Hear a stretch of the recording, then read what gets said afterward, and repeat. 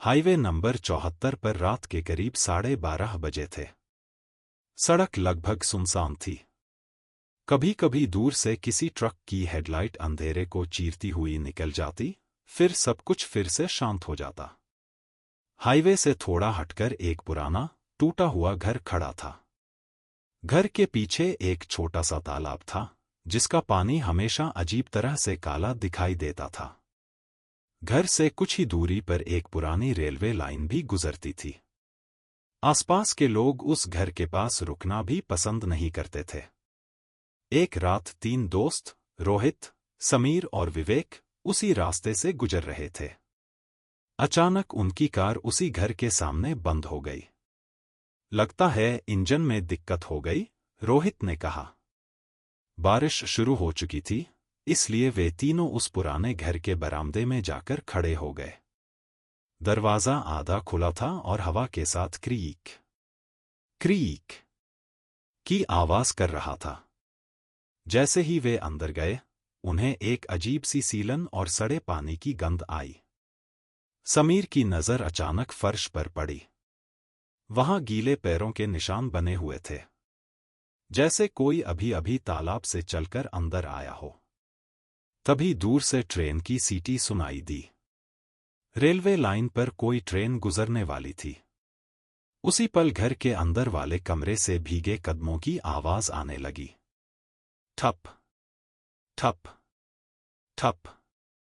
तीनों डरकर उस कमरे की तरफ देखने लगे। दरवाजा थोड़ा खुला और टॉर्च की रोशनी अंदर गई। कमरे के बीचों बीच एक भीगा हुआ आदमी खड़ा था। उसके कपड़ों से पानी टपक रहा था और उसके पैरों के नीचे फर्श पर तालाब का काला पानी जमा था। समीर ने कांपती आवाज में पूछा, कौन हो तुम? वो आदमी धीरे धीरे सिर उठाने लगा। उसका चेहरा अजीब तरह से सफेद और सूजा हुआ था, जैसे किसी डूबे हुए इंसान की लाश। अचानक उसने बहुत धीमी आवाज में कहा, ट्रेन फिर आ गई? उसी समय बाहर से तेज आवाज आई। लेड। ट्रेन पटरी पर दौड़ रही थी और घर हल्का हल्का कांपने लगा। और अगले ही पल वो आदमी गायब हो गया। कमरे में सिर्फ पानी और सन्नाटा रह गया। तीनों दोस्त डरकर तुरंत घर से बाहर भागे। जैसे ही वे कार तक पहुंचे, इंजन अचानक अपने आप स्टार्ट हो गया। वे बिना पीछे देखे तेजी से वहां से निकल गए।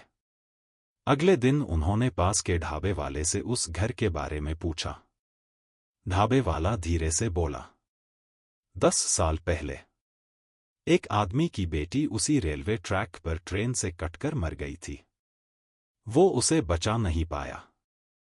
उसी रात उसने पीछे वाले तालाब में कूदकर जान दे दी। फिर वह बोला, लोग कहते हैं जब भी रात में ट्रेन गुजरती है, वो आदमी तालाब से निकलकर उस घर में आता है और किसी से पूछता है, ट्रेन फिर आ गई?